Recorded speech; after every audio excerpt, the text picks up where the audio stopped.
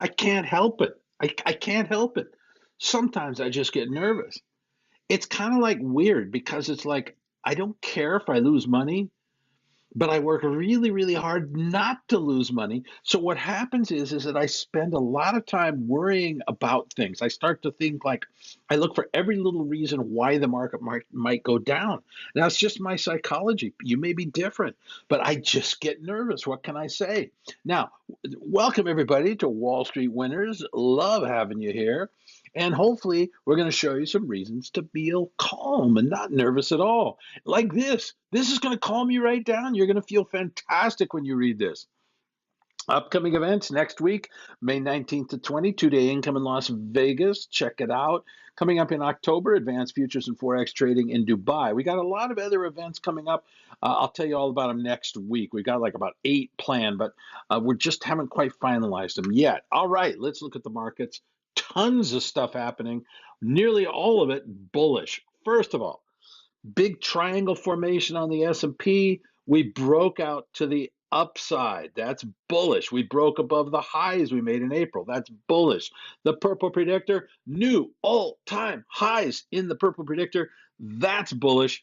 But down in the lower right-hand corner, this rally occurred on weakening volume, which means that it's not sustainable, which means this is not going to continue to explode to the upside. It's probably going to sell off a little bit. In other words, we're going to choppy move forward, not explode forward. Now, this is pretty interesting. Here is our DI plus DI minus. This is from Wells Wilders. He invented this indicator. And you can see back in February, the DI minus, which shows selling pressure, flipped up above the green line, which is buying pressure. And of course, the market collapsed. But we've seen the DI minus above the DI plus all the way from February until this week. And this week, we got the buying pressure to move above the selling pressure. That's a nice bullish sign because the market had been chop, chop, chop because of the DI minus. It didn't really go down a lot. After February, it just really went sideways, even though there was more selling pressure than buying pressure. That was actually a bullish situation. Well, now the selling pressure is off.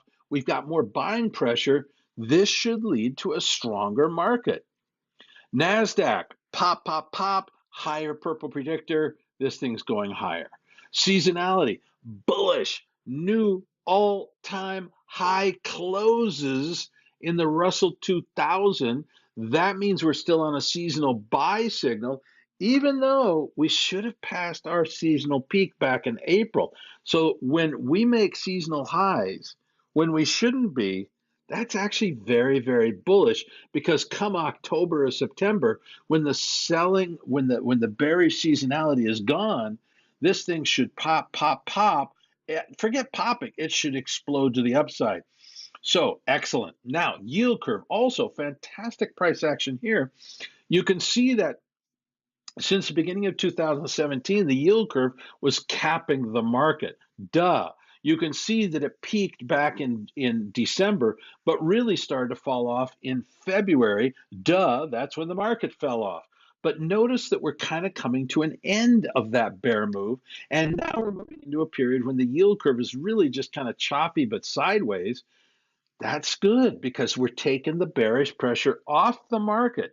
And when you take bearish pressure off a market, that's bullish. Asset allocation popped to a recent high. That shows money coming out of the bond market and into the stock market. Stock market RISKDICATOR, new all-time high. That shows that the market is saying, come on, we want risk. We want to make some money in this market. Also, global shares higher, breaking out to new highs, but boring compared to the US stock market.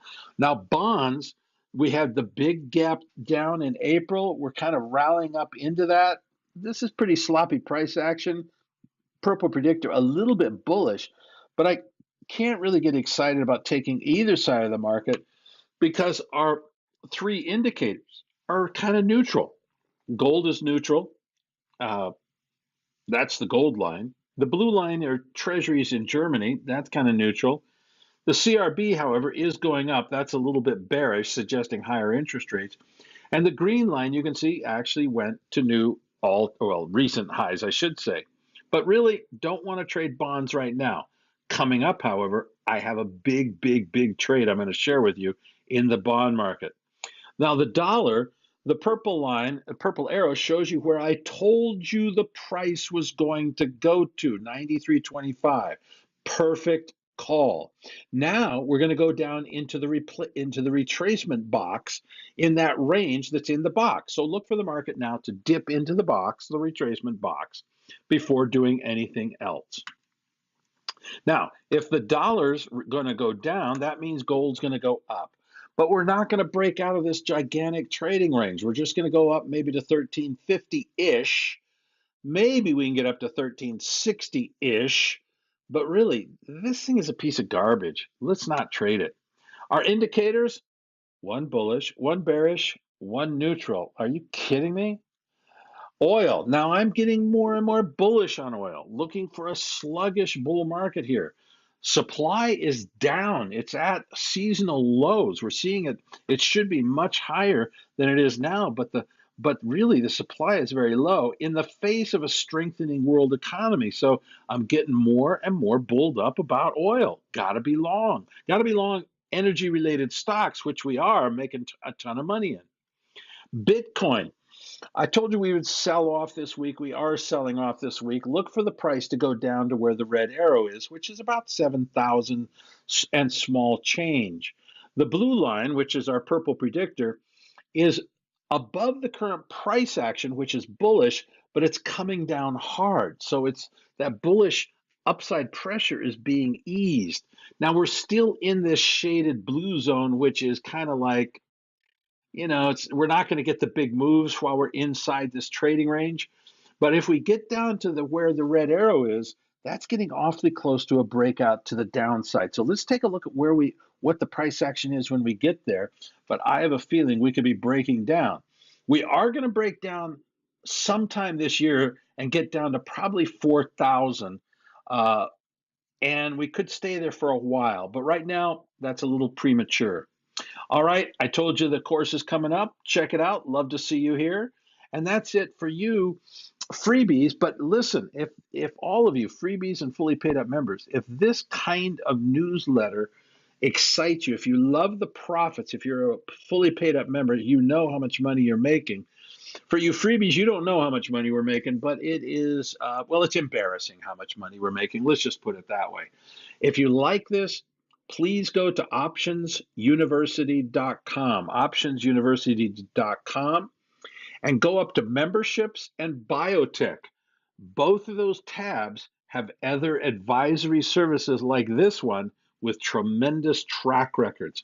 Optionsuniversity.com, go to membership and biotech, those tabs, and check out those publications. They all have money back guarantees, so you got to check them out.